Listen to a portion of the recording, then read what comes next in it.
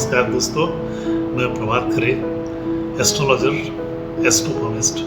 आज हम बात करेंगे राहु केतु के राशि परिवर्तन पर, जो लगभग डेढ़ साल में एक बार होता है। राहु अक्टूबर के अंत में 30 तारीख के आसपास राशि परिवर्तन कर रहा है। मेष राशि से मीन राशि में जाएगा, वहाँ ये लगभग डेढ़ साल तक रहेगा।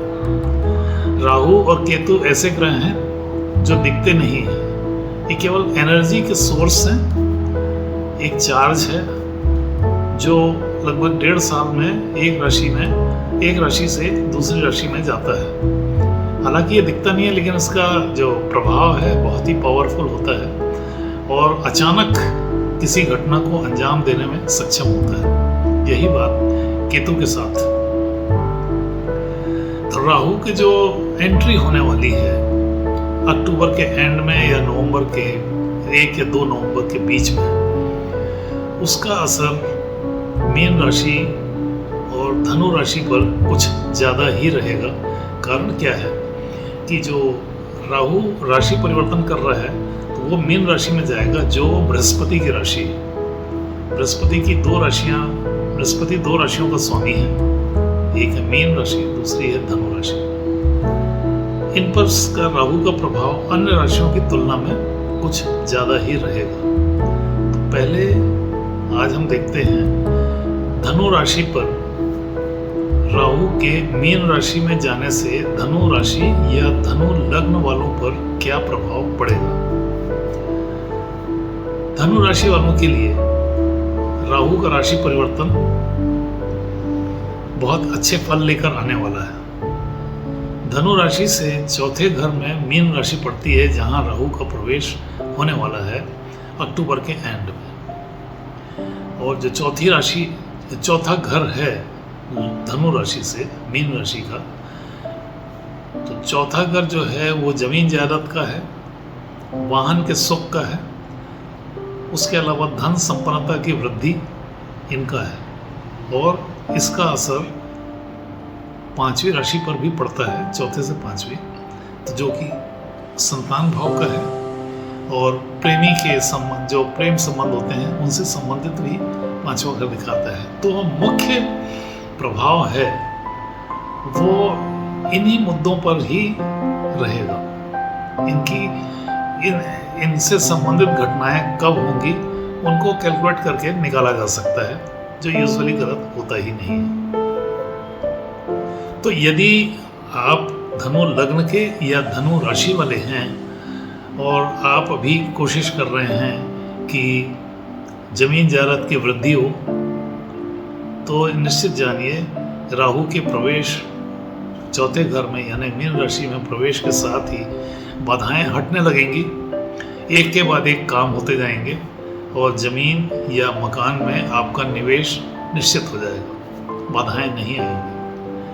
और इसके अलावा यदि मान लो आप नई गाड़ी खरीदने का सोच रहे हैं, 2 व्हीलर 4 व्हीलर कुछ भी हो, तो उसमें आने वाली बाधाएं भी हटेंगी और आपकी नई गाड़ी डेफिनेटली आ जाएगी।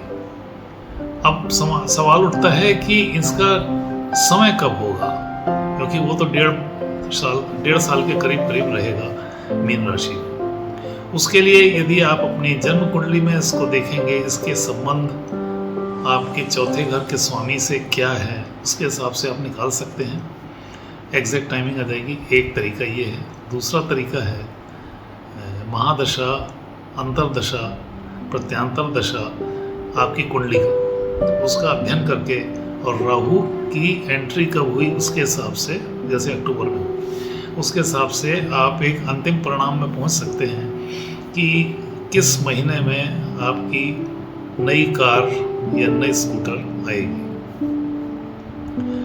अब यदि मान लो आप कर्ज में भी हैं, कर्ज आपका है, उसके ऊपर जो असर आएगा वो केतु का रहेगा। केतु का राशि परिवर्तन जो हो रहा है, राहु और केतु एक छड़ के 2 सिरे माने जा सकते हैं, बिल्कुल एग्जैक्ट डिग्री के साथ ही इनके मूवमेंट होते हैं। यदि राहु 29 डिग्री का हुआ है मीन राशि में, तो 29 डिग्री का ही केतु भी रहेगा कन्या राशि में। कन्या राशि में जो केतु है उसका प्रभाव छठवें घर पर बहुत पावरफुल रहेगा। और केतु का जो प्रभाव है छठवें घर पे वो 10वें घर से होगा। केतु अभी मीन राशि का जैसे राहु है तो केतु 10वें घर में कन्या राशि में रहेगा। उसका असर यदि आपकी धनु लग्न है या धनु राशि है तो केतु का असर आपके छठवें घर पर रहेगा, यानी वृषभ राशि पर। कर्ज मुक्ति एक, दूसरा छठवां घर शत्रु स्थान का भी है, तो अपने शत्रुओं को परास्त करने में या आप अपने विरोधियों को परास्त करने में सफल होंगे केतु के गुणों के कारण। आपको बुद्धिबल बढ़ जाएगा, आपकी प्लानिंग सफल होगी, योजनाबद्ध तरीके से आप कितना ही बड़ा आपका शत्रु हो उसको हराने में सफल हो जाएंगे। यदि आपके कर्ज ज़्यादा हैं तो आने वाले 1.5 साल में, अक्टूबर से लेकर के 2025 के 1.5 साल जब भी हो रहा होगा, उस बीच में आपकी लग्न की डिग्री के हिसाब से, यानी धनु लग्न की यदि कुंडली है आपकी तो धनु लग्न की डिग्री के अनुसार, या फिर धनु राशि यदि है तो चंद्रमा की डिग्री के अनुसार आप गणना करके ये निकाल सकते हैं कि आपकी कर्ज मुक्ति कब होगी, आपके शत्रु कब परास्त होंगे। ये बहुत इजीली निकल आता है और जो कभी गलत नहीं होगा। इनको इसके अलावा यदि आपको अध्यात्म में इंटरेस्ट है, सुपरनेचुरल पावर में आपकी दिलचस्पी कुछ ज़्यादा है, या आप मेडिटेशन प्राणायाम वगैरह करते हैं, तो इसका जो असर होगा वो केतु के कन्या राशि में आने के बाद सफलता की तरफ ले जाएगा। केतु का असर, केतु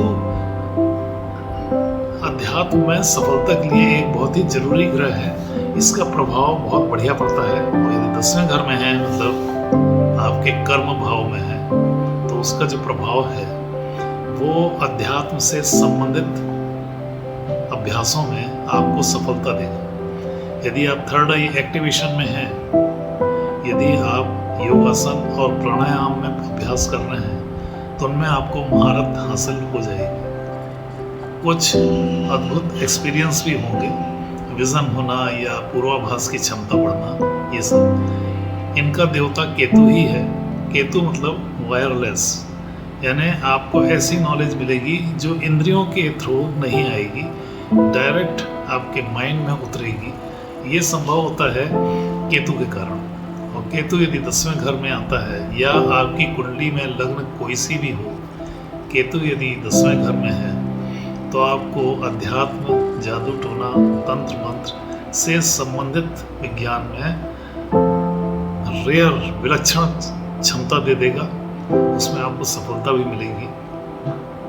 उसके साथ यदि आपका शुक्र बहुत अच्छा है, यदि आपका बुध बहुत अच्छा है, तो केतु के कन्या राशि में आने के बाद आपकी कमाई बहुत बढ़ जाएगी। और केतु के 6वें घर में आने के कारण से आपकी योग्यता को मान्यता जो मिलेगी वो आपके जन्म स्थान से बहुत दूर के शहरों में या अपने देश से बहुत दूर के देशों में मिलेगी। यदि आप ऐसे अभ्यासों में, यदि आप ऐसी प्रैक्टिसेस में हैं, तो यकीन मानिए कि केतु का कन्या राशि में आना आपके लिए भाग्यशाली होगा, आपका भाग्य बढ़ाने वाला होगा। तो आज अपन धनु लग्न या धनु राशि वालों के लिए ये देखें कि क्या उपलब्धियां हो सकती हैं। कल हम देखते हैं मीन राशि वालों के लिए, क्योंकि मीन राशि भी गुरु की राशि है और जहाँ पे राहु आ रहा है और केतु की 7वीं दृष्टि भी रहेगी मीन राशि में। तो ऐसे लोगों के लिए राहु और केतु का जो ट्रांजिट है, गोचर है, वो क्या असर डालेगा, खासतौर से मीन राशि वालों के लिए या मीन लग्न वालों के लिए, क्योंकि इन दोनों राशियों का स्वामी है गुरु, और गुरु की राशि में ही